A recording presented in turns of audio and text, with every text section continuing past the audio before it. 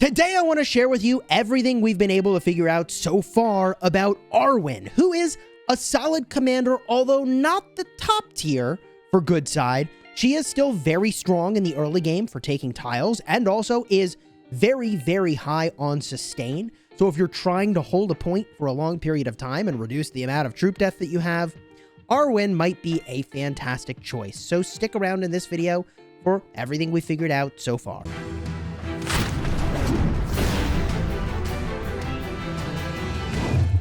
Hello, my friends, and welcome back. I'm Chisgule Gaming, and today we're going to go over the equipment choices, the unit choices, the talent choices, and more for Arwen.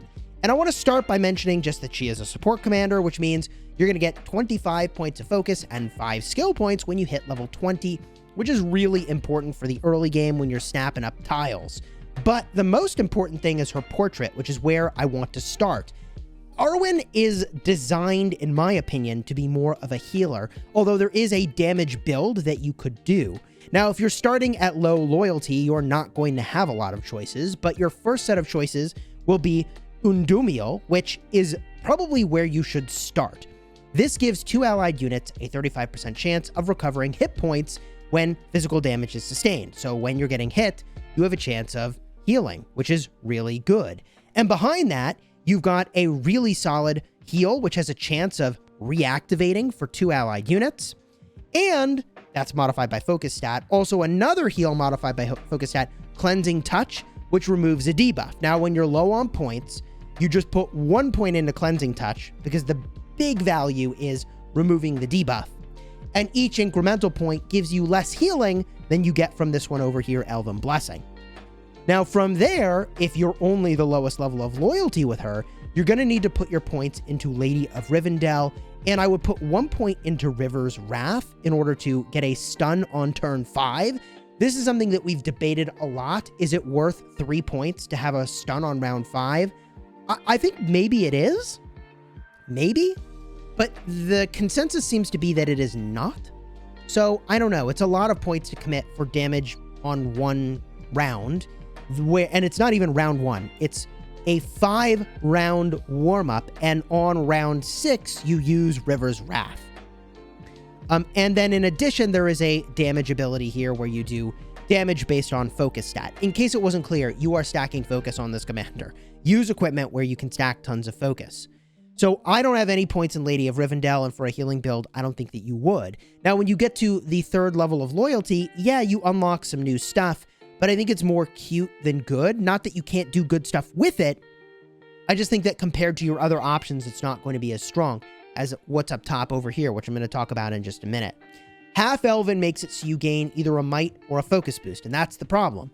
You want focus, and you don't really care about might. So if you get a might stack, you lose the draw. GG. Now, up top, you have actually a really good skill, Boon. Randomly, you receive one of the following buffs. Physical damage received, -3%, or boosted by 3%. That's actually, and it's not exactly 3, it's almost 3. It's really good. That's a lot of percentage points for 1 talent point that you're putting into it. And at the bottom here, you have the ability Coalition for men and elves to cause maximum damage. Now, there's at least one commander on the evil side that makes it so that your units always deal the lowest damage, which sucks. God, I ran into that and I was like, God, why did that suck so much? And then I saw that's why. However, Coalition is the opposite. You try to always do the maximum damage, which is pretty cool. I don't know what overrides. I think the enemy ability overrides Coalition. I'm not sure if it will be the lower damage or the higher damage. But either way, this is something I'm not exactly going for, even though if you use sharpshooters, they have a high range of damage, and being able to cause the maximum damage is a big deal, especially in the first 2 turns when they are doing boosted damage. Okay, so with that out of the way, the highest level of loyalty, or I guess the highest unlock from loyalty for your talents, is at respect level 5. And this is where things get really interesting, and I didn't understand how some of this stuff worked, which is a part of what drove me to make this video. If you look at the Queen of the Reunited Kingdom, this ability is going to make it so all allied units take 90% less damage during combat, and this effect's initial value decreases by 1/4 every time you sustain damage, and that is improved to 1/5 when you have the max level. Now, what I thought is that this was a global effect. The first time any one of your units takes damage, it takes 90% less damage. And the next time any one of your units takes damage, it's 1/5 lower than that, right? And then lower and then lower and lower. But actually, the way this works is that for each unit, they have an individual tracker for how many times they take damage. And the first time each unit takes damage, they take 90%, and then it would be like 70%, and then 50%, and 40%, and 20%. Whatever the numbers are, you get the idea. It decreases by 1/5 each time. That is a big deal. When you get Queen of the Reunited Kingdom, you definitely want to have 3 different units in your army, because just by having that extra unit, it is going to take this decreased damage for the first 5 times that it's hit, which is a big deal to be able to soak damage like that. Even if it's a small number of units, like, yeah, I mean, you don't want to have such a small number they get killed off, but you see what I'm trying to say. So 3 units is what you want to have as soon as you have Queen of the Reunited Kingdom. Otherwise, having 2 units, in my opinion, makes a lot of sense, because then every single time your units are getting healed, which is, I mean, it seems pretty good to me. Now, there are 2 other things here. Parting Gift makes it so that on round 8, you get a massive heal. There's pros and cons to this. I've heard people say they really don't like it because, I mean, round 8's like really, really, really, really late in combat, and you kind of want stuff that happens sooner. But I've picked that up because paired with Queen of the Reunited Kingdom, you are theoretically taking less damage at the start anyways, unless you are fighting a Witch King and then you just lose, but card will be up in the top. GG, get wrecked. And then Nobility, men damage boosted by 21%. I know people get like, dude, Witch King's gonna be a separate video. Promise you. New video coming probably about the Witch King very, very soon. I like Nobility, and she is very clearly designed to be used with men and elves. And I'm going to explain that a little bit more in just a second. In fact, the most obvious reason that she's supposed to be used with men and elves is that if you go to check out the Recruit a Commander section in the tavern, you go to Arwen, and then you go to her her stats, her unique item at respect level 10, which, like, GG, I don't know when I'm ever getting there, is this ring, which gives army speed for elves, but more importantly, Mortal Bond. Arwen's recovery effectiveness is boosted by 5%. This is freaking amazing for her. She has so many ways that she's healing, with the healing build anyways. So this is signaling like, yo, Indomiel, you should use that build. That's the way to go, right? Because there's a heal that triggers, what, like once or twice? And then on the subtitles, you get a double heal, maybe. There's a chance to trigger. And then the cleanse has a heal. And then I guess the turn 8 heal is not going to benefit all that much by 5%. It's already 380. So 385% recovery effectiveness is like 5% more doesn't matter there. But also she'll do 5% more focus damage when the army includes both elves and men. So, I mean, she's designed to do a little bit of damage, do a lot of healing, and to mitigate a lot of damage as well. And I think this ring gives you a lot of options here. And my God, if you could enhance that sucker, whew. Now, I guess what you would use is some Bow Knights in the back. Although I still feel like you probably want to just go all men. And the reason is in part because of her equipment. And I want to show you what I'm using. That doesn't mean it's the best, but it's just what I'm using, okay? So in part because I have the title that's making it so that, hey, I'm doing 21% more damage with men. That's kind of a big deal. But if we go and look at the equipment choices that I have made, and again, these are really not perfect necessarily, you can see that I picked the Carver. I was going to say Blood Carver, but that's not what it's called. It's just a Carver. And I went with the Smite attribute, which makes it so that after I perform a normal attack, I have a chance of doing additional focus damage modified by the focus stat. She's all in on focus. This weapon has might and focus. And also it gives army attack for men.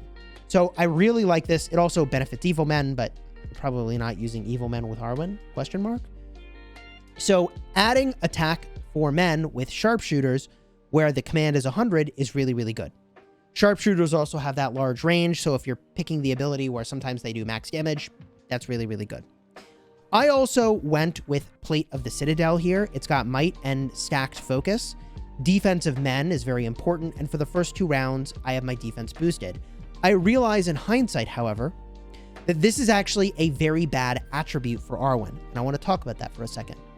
Because she is already making it so that you are reducing your first few instances of damage by a massive amount, there's really not a lot of benefit to making her more tanky in the first 2 rounds.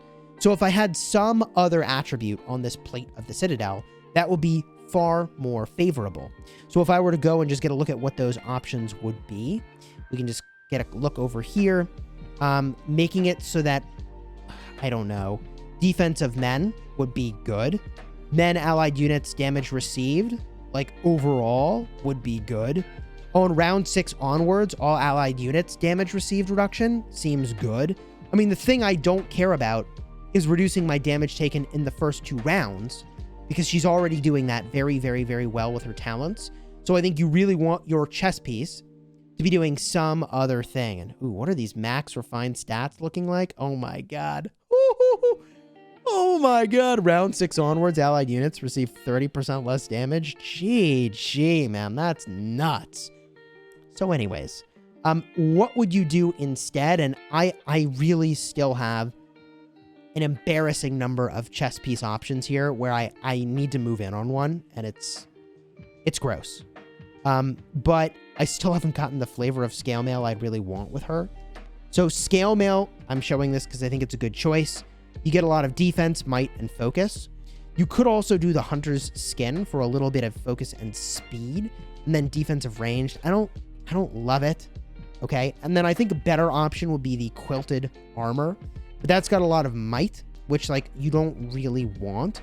So I feel like perhaps the best option might be scale mail with a focus modifier, and then you're off to the races. I'm pretty sure that there is a focus modifier on scale mail. We can just go check real quick. Helmet. Hunter's Guide is really good. This is a great item for her because I think sharpshooters are the choice for your ranged good side attacker. And like boosting their damage with a command of 100 is really great. It's got might, it's got focus, and I've got the modifier for focus of archers, which I think is pretty solid. Another really great choice is the Trapper's Hood. That is also very popular. I think that if I had gone for a Trapper's Hood, which you can see I've debated it here, and I've held on to a bunch of them.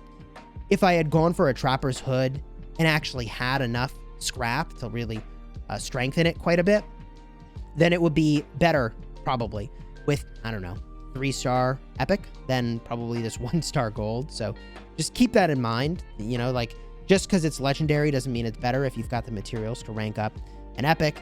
And then I have the worn out smoking pipe on her, which I think is pretty solid.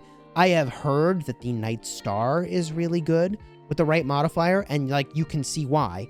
Huge amount of focus, solid might, bunch of speed, army speed from men.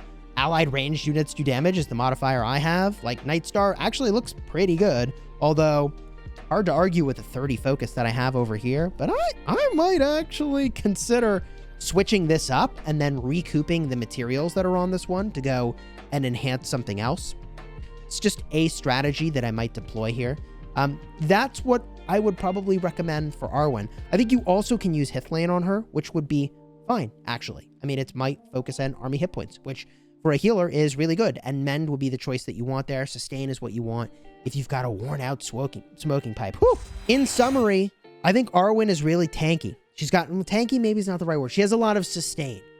And that sustain is really powerful because in a fight like this, right, where like they're attacking a tile where we have 47 marches plus on there, the worst case scenario is you just barely kill one march and then your very damaged march is hitting a full health thing. That's really bad.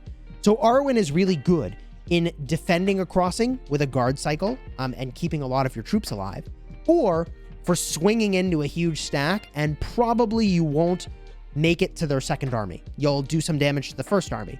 The downside of that is that if you don't trade positive, then like, you know, they can just refresh their troops and be right back in the fray.